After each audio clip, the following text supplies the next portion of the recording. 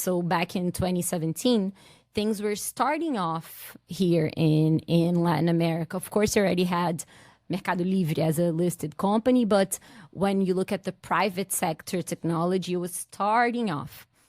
And the fact that I did M&A for the first 6 months of my job was very interesting because I got to know the today founders of unicorns starting out at the time.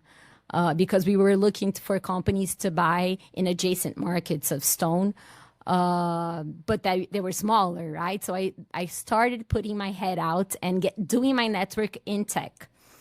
And right after that, at Stone, which is also relevant, I was the business lead for their product that's a checking account called Conta Stone.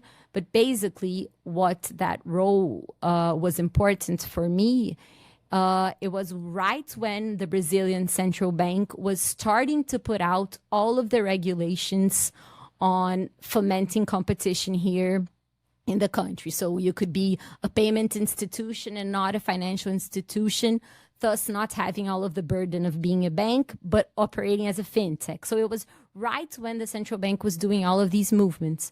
So as I was the business lead of the checking account, I went to the Brazilian Central Bank in Brasilia. I followed closely all of the developments, the start of open banking, etc. So it became a topic that I learned a lot during that piece of the job. And at the end, the company was